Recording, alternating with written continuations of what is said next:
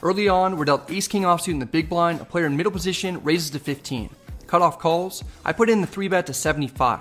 The initial pre-flop raiser calls. The cutoff folds. We're heads up. The flop comes ace-5 deuce with 2 hearts. Great flop for us. I down bet to 60. I'm looking to get calls out of middle and high pocket pairs as well as worse aces. The opponent calls. The turn is a 3. This can be scary for some people when they see 4 to a straight, but there aren't going to be many 4s in my opponent's range after he opens pre-flop and calls my 3-bet. I fire for 150. The player calls. Really seems like he has ace-king or ace-queen. He only has 400 left in his stack. The river is a jack.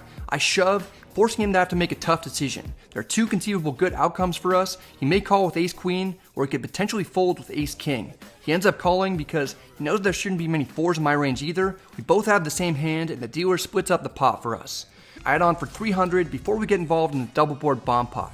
It's a baby one. Each player puts in 10, then we go straight to 2 flops. We have 7-4 suited in the small blind. The first flop is 9-7-3 with 2 diamonds, and the second is king 5-3 rainbow. I've got a piece on both boards.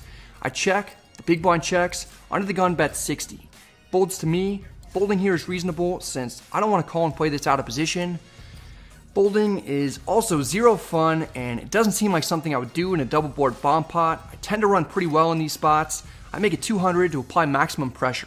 The big blind folds, under the gun tanks, then calls. The turns are the 8 of diamonds and the 9 of clubs. Neither of these help us. The opponent has 313 left. I throw up a Hail Mary, all in, semi-bluff.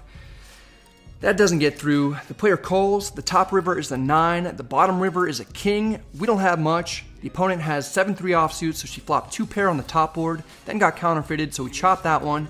She has 2nd pair on the bottom board, where we have nothing. She wins 3/4 of the pot. Our double board bomb pot run good might be over.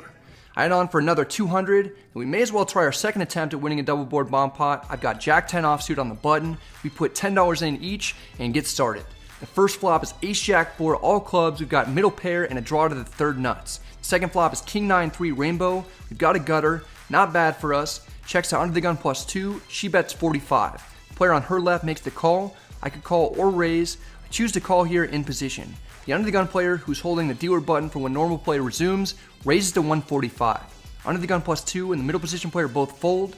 I call to peel and see what develops. We're heads up, and we hit some of the 2 best turn cards we could hit. The top one is the 7 of clubs, so we make the flush. And the bottom turn is the queen of clubs, not only giving us the best possible hand on that board, but it upgrades us to the 2nd nuts on the top board.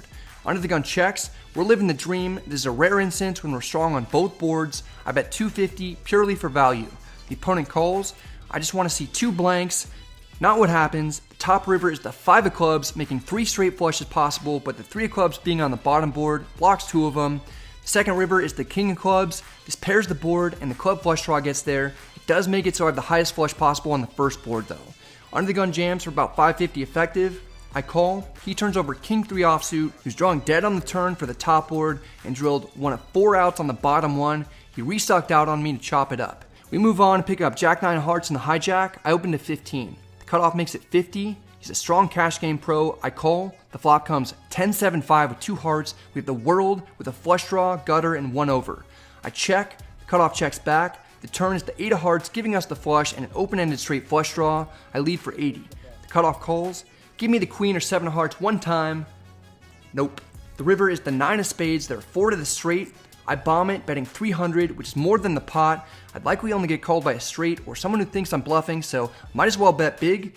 Probably would have bet on the flop or raised on the turn with a better flush, so I'm not concerned that I'm beat at all. The opponent folds. We get a little back from what we lost previously. We go to our 4th and final table of the night where we pick up ace 5 of spades in the big blind. Under the gun limps in. The hijack raises to 25. The small blind calls. I 3-bet to 120. Under the gun folds. The hijack calls. The small blind folds. We're heads up. The flop comes queen 10-9 with 2 hearts. This is a great flop for my opponent's opening and 3-bet calling range. I check. The hijack checks back. Starting to feel like I may be up against ace king. The turn is another 9. I check. The hijack checks again. The river is the 3 of hearts. The opponent only has 400 left. I put him to a tough decision, and I rip it in. The line doesn't make a ton of sense, but I doubt the hijack has much the way this hand is played. He'd have to have a lot of guts to call with ace high. He folds, we win it, and we are awarded the pot. In this one, we have 10-8 of spades in the cutoff. The hijack opens at 15. I 3-bet to 60. The small blind cold 4 bets to 120. The hijack folds. I Can't fold for that price, it's only 60 more. I call. For heads up, the flop is Jack 9-4 rainbow with 1 spade. We've got an open ender with a backdoor flush draw. Small blind checks, I bet 100. Small blind calls, the turn is the 6 of hearts. Small blind leads for a tiny bet of 75. It's pretty odd, I'm not sure what to make of it. I call. The river is the 3 of diamonds, we completely brick, and our hand has no value whatsoever. Small blind checks, I'm gonna have to fire for some amount. Any overpair is gonna call me almost no matter what, so I'm trying to get hands like ace king to fold. I don't need to make it too much to accomplish that. I bet 250. The opponent calls immediately and says, You win. No. I win? I hope so. Oh! Wow. Jesus. Strange hand. I got by king 4. I had on for another 600 after that. I'm in for 2,400 total now, and I'm stuck 1,400 on the night. These meetup gamers are rich with Bradley dollars. This is the face of the guy who got me. Start playing the button game at our table. There's $15 on it. If the button wins, which is me in this case, we'll get the 15 and the pot. Anytime the button doesn't win, $5 is added to it. I've got pocket deuces. A middle position player opens at 25. I 3-bet 80. The big blind calls. That's alarming. He's the same guy that beat me with king 4 suited earlier though, so he could have any 2, and that makes it a little bit less alarming. Initial raiser folds, we're heads up, the flop comes king jack 3 with 2 diamonds, the big blind checks. There's a great board for my 3-bet range. I can have aces, kings, ace king, potentially jacks, maybe ace queen of diamonds, and a few other strong holdings. I c-bet 125. The big blind isn't going away. He makes the call. The turn is the 5 of spades. The big blind checks. The words 100 come out of my mouth. I slide in the first stack. The big blind, who is several beers deep, sees the 100 in the middle, thinks that's what I bet. He tossed in 100 himself without realizing the actual bet is 400. Oh, I thought you said 100. It said 400. Is that too bad? I heard 100 and he put a 100 out. So what do you want me to do? What should I do here? Brad, what should I do here? This puts me in an awkward spot. You can do whatever you want, man. No, I don't. We don't need that. We're grown adults here. So I heard 100 and I saw 100 and then I called it. So I didn't hear the 4. So what would normally happen? Normally what would happen is the 100's in play. Okay. I'll give you the 100 back. No, I don't want. No, Brad, we're fine.